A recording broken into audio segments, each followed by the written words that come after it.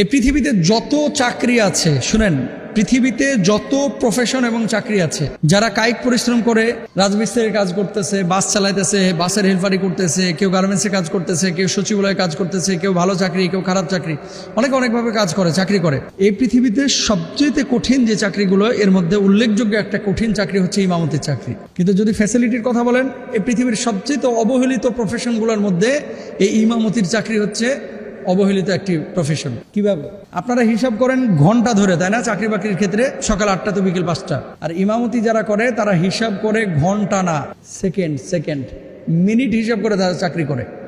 আপনি বলবেন কিভাবে? কোন ইমাম যদি 1:30টার জামাত 1:35-এ শুরু করেছে, দেখবেন আসরের আগে আর চাকরি শেষ। এত কঠিন। ফজরের নামাজ আপনি তো ঘুমায় থাকেন, আর আমাদের বাংলাদেশে যে সমস্ত ইমামরা আছেন এরা রাত্রিবেলায় ঠিকমতো ঘুমাইতে পারে না ভাই। যখনই জাগ্রত হয় বারবার খালি ঘড়ি দেখে, বারবার ঘড়ি দেখে।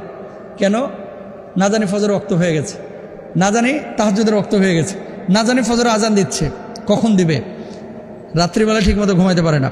ফজরের নামাজ নিয়মিত মসজিদে জামাতে আদায় করতে হয়। কি শীত, কি গ্রীষ্ম, কি ঝড়, কি বৃষ্টি। এরপর আসেন, ইমাম সাহেব যদি কোনোদিন 1 মিনিট দেরিতে গিয়েছে, অনেকে রোশান হলেও পড়তে হয়।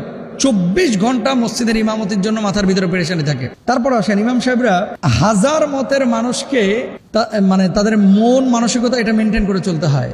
মুসল্লিদের কেউ আছে সাপুড়ে, কেউ আছে বাদাম বিক্রেতা, কেউ আছে সচিব, কেউ আছে উকিল, কেউ আছে ডাক্তার, কেউ আছে হুজুর, কেউ আছে তাবলিগওয়ালা, কেউ হচ্ছে চরমোনাই, কেউ হচ্ছে জামাত, কেউ হচ্ছে ইসলামী আন্দোলন। মুসল্লি কিন্তু এক মসজিদে এত ধরনের। কোনো কারণে যদি একজনের মতের বিপক্ষে ইমাম সাহেব গিয়েছে, তাহলে কিন্তু ইমাম সাহেবের উপর অনেক জায়গায় হামলিয়ে পড়া হয়, তাই না? তো এই জায়গাটা থেকেও কিন্তু ইমাম সাহেবকে বিবেচনা করতে হয়, ভাবতে হয়। এরপর আসেন, হাজার মতের মানুষকে নিয়ন্ত্রণ করে ইমাম সাহেব চলছে। সব চাকরিজীবীদের সপ্তাহে 2 দিন ছুটি আছে। আর অনেক মসজিদে ইমাম সাহেবের বছরে হয়তো বা 30 দিনও ছুটি নাই, 15 দিনও ছুটি নাই, 10 দিনও ছুটি নাই। 3 মাস পরে 3 দিন ছুটি দেওয়া হয়। তারপরও 30 বার তাকে জিজ্ঞেস করা হয়, আসবেন তো, কখন আসবেন? এত কথা কেন বলছি? কেন কঠিন চাকরি বলতেছি? আমি RTVতে লাইভ করি, 6টায় লাইভ শুরু, সন্ধ্যা 6টায়। 6টা 2 মিনিটে যদি আমি ঢুকেছি, তাহলে কি পরিমাণ যে আমাকে সেখানে জবাবদিহিতা করা হয়। কেন? এই 2টা মিনিটের দাম মিডিয়ার ভাষায় প্রায় 1,20,000 টাকা, 2 মিনিটের দাম। আর টেলিভিশনে লাইভ করি 1 ঘন্টা আগে আমরা চলে যাই, যাওয়ার পরে 6টা মানে 6টায়।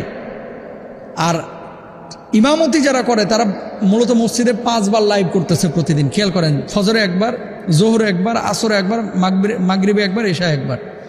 তো এত কষ্টের পরে যখন মাস শেষে হাদিয়াটা দেওয়া হয়, বাপরে বাপ, কোনো জায়গায় হাদিয়া 3600 টাকা। পুরো মাসে 150 নামাজের ইমামতির বেতন হচ্ছে 3600 টাকা। 150 নামাজের ইমামতির বেতন হচ্ছে 10,000 টাকা। 150 নামাজের ইমামতির বেতন হচ্ছে 15,000 টাকা, 13,000 টাকা, 12,000 টাকা, 11,000 টাকা। তারপরও 3 মাসের বাকি। অনেক মসজিদে আছে জানেন আপনারা, উত্তরবঙ্গে, হুজুর ধান তুলে ধান বেচে বেতনটা নিয়ে নিন, মানে ধানটাও হুজুরেই তুলে লাগবে। কোথায় যাচ্ছি আমরা? মনে রাখবেন, আল উলামা ওয়ারাসাতুল আম্বিয়া, আলেমরা হচ্ছে নবীদের ওয়ারিস। এদেরকে ঠগাবেন, আল্লাহর আদালতে কিন্তু আপনারা দাঁড়াইতে হবে ভাই। আপনি জানেন যে আপনার ছেলে মেয়েরা হাত খরচ নেয় 12,000, 13,000 টাকা, 10,000, 8,000, 9,000 টাকা। আর একটা ইমামকে আপনি বেতন দিয়ে রাখছেন 6,000 টাকা।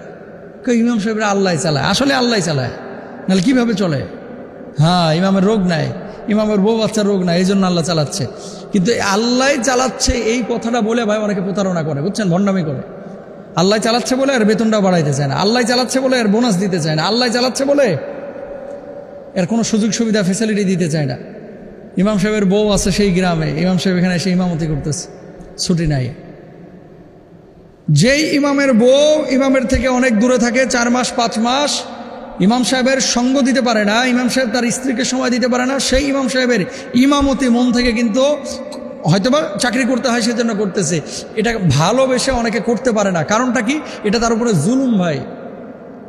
তাকে সুযোগ সুবিধা দেওয়া উচিত, এবং প্রত্যেকটা মসজিদে যাদের সামর্থ্য আছে ইমাম সাহেবের জন্য একটা কামরা থাকা উচিত, সে বউ নিয়ে ওখানে থাকবে। মানবিক চাহিদা, জৈবিক চাহিদা তো তারও আছে না? তো এই জায়গাগুলো আমাদের খেয়াল করা উচিত। আপনার ছেলে স্কুলে গিয়ে মাদ্রাসায় গিয়ে বার্গার খায়, আর ইমাম সাহেবের ছেলে মাদ্রাসায় গিয়ে টোস্ট বিস্কুট খুঁজেও পায় না। এরকম কিন্তু হচ্ছে। তো আল্লাহ চালাচ্ছে বলে ইমামদের সাথে প্রতারণা করা, এই সমস্ত ভণ্ডামি করা আমাদের বন্ধ করতে হবে। আল্লাহ আমাদেরকে বোঝার তৌফিক দান করুন। আসসালামু